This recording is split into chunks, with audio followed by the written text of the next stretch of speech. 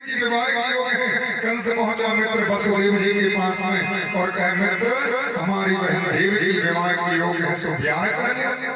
वसुदेव जी को 6 बहनें कंस की पहले भी आई हैं, 7वीं बहन देवकी जी से और विवाह कर लिया। चली बारात वसुदेव जी की बटेश्वर की निवासी है आगरा के पास में, और कंस ने सुंदर नगर सजवाया था, क्योंकि कंस को अपनी बहन देवकी से प्यारा दूसरा है ही नहीं। और भाई बहन का ऐसा प्रेम है। अतः महाराज कंस जो अपनी बहन के विवाह के समय पूरा नगर सजवाए हुए हैं, सुंदर चौराहे सजे हैं, रजवाड़े सजे हैं, गलियां सजी हैं, ऊंचे ऊंचे महल हैं, हर दरवाजे पे बंदरवार बने हैं, अष्टकमल की रंगोली बनी है। महाराज वसुदेव जी के बाराती बड़े प्रसन्न हैं, अच्छी ससुराल वाली। और कंस जब विवाह किया, कन्यादान स्वयं किया अपनी बहन का। दहेज की बारी आई, कंस ने अपनी बहन को अपार दहेज दिया। अतः पुत्री के विवाह में तो दहेज हुए हैं कि जिसने जितना दहेज दे लिया पुत्री को, उसे उतना ही धन प्राप्त होता है। पुत्री वह धन है, कन्या वह धन है जो सब धनों से बड़ी है। कन्यादान जिसने जीवन में नहीं किया, शास्त्रों में लिखा है कि व्यक्ति को एक बार जीवन में कन्यादान अति आवश्यक है, चाहे वह पुत्री स्वयं की हो या रिश्तेदार की या किसी परिवार में किसी व्यक्ति की। यदि हम सनातन धर्म में भगवान ने हमें जन्म दिया जो सबसे श्रेष्ठ धर्म है, तो यह भी धर्म है कि कन्यादान करें। कन्या के विवाह में किया हुआ खर्च व्यर्थ नहीं होता है।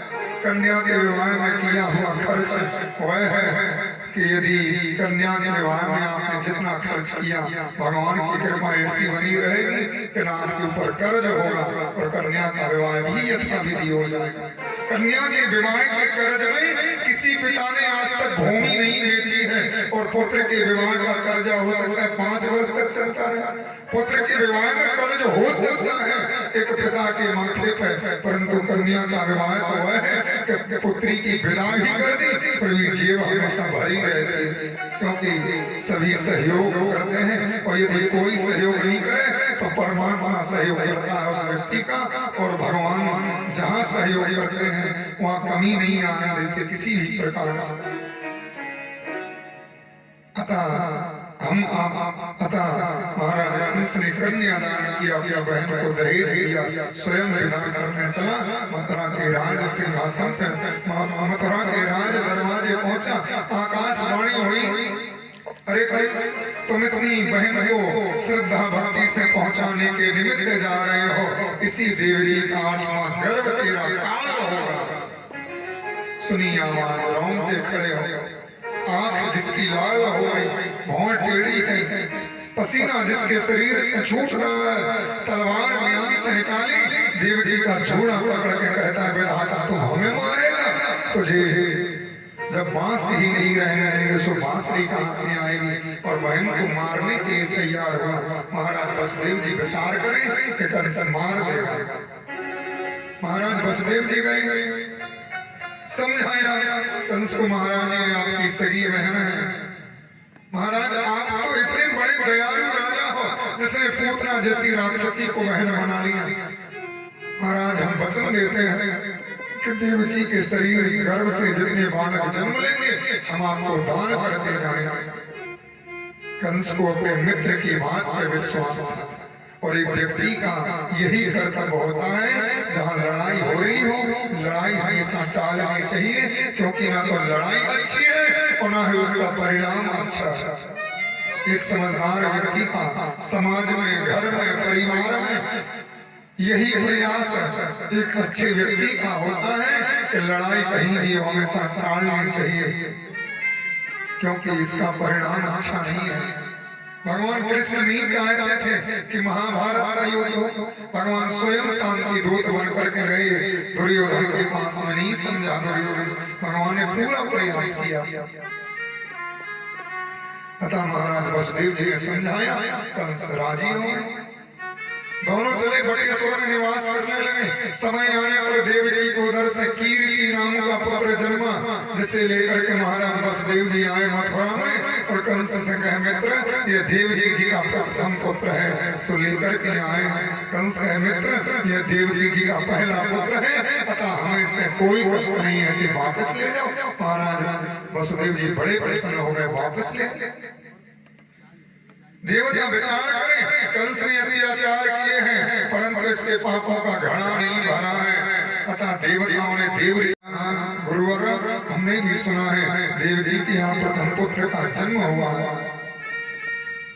नारद जी कहे अरे कंस नारायण बड़ा चतुर है, भगवान बड़े चतुर है, जिन्होंने रावण का वध करने राम का अवतार धारण किया, हिरण्यकश्यपु का वध करने के लिए नरसिंह अवतार धारण किया, राजा बलि को ठगने के लिए वामन अवतार धारण किया, देवताओं को अमृत पिलाने के लिए मोहिनी अवतार धारण किया, और राजा जो 8वीं बार में जन्म लेना चाहता है क्या पहली बार में जन्म नहीं ले सकता?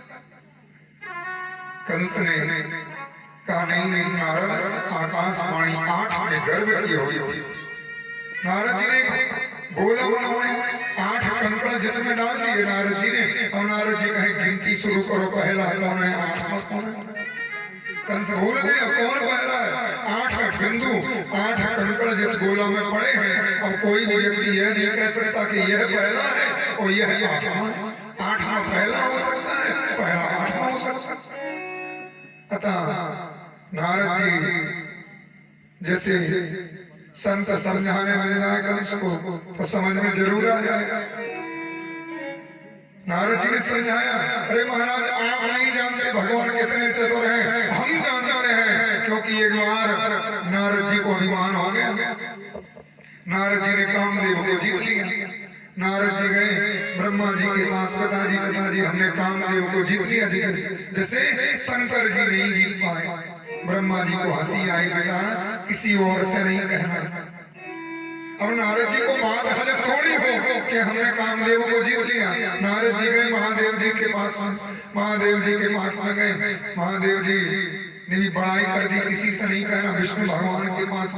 अतः भगवान ने विश्व मोहिनी का स्वयंवर में नारद जी को बानर बना दिया था भगवान ने।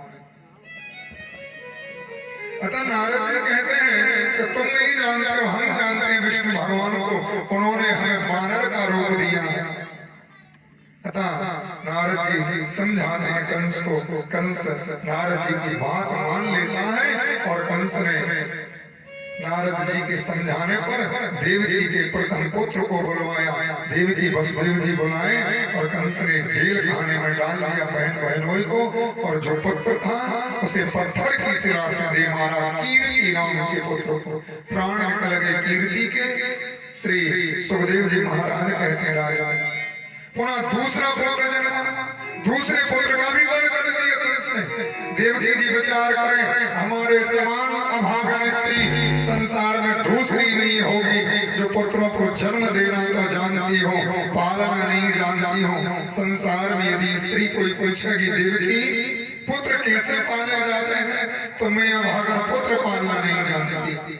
अतः देवकी जी बार बार प्रार्थना करती हैं कि भगवान हमारी रक्षा करना। संकट है देवकी के ऊपर, भगवान सबकी रक्षा करते हैं समय आने पर, क्योंकि जब तक जिसका समय नहीं आया है भगवान भी सहायता नहीं कर पाता। समय वह है कि समय की अधीन ही सब है, हम हैं आप हैं। जब तक जिसका समय नहीं आया है कोई भी व्यक्ति कितनी पाप करता जाए कोई पूछने वाला नहीं है, और जब समय आ जाएगा तो बिना कारण के दोषी हो जाएगा। अतः समय नहीं आया है। देवकी जी भगवान से प्रार्थना करती हैं कि हे गिरधर, हे प्रभु हमारी रक्षा करना, सहायता करना। भगवान सबकी रक्षा करते। बोलो भगवत्सल भगवान की जय। श्री राधे। भगवान नाम का कीर्तन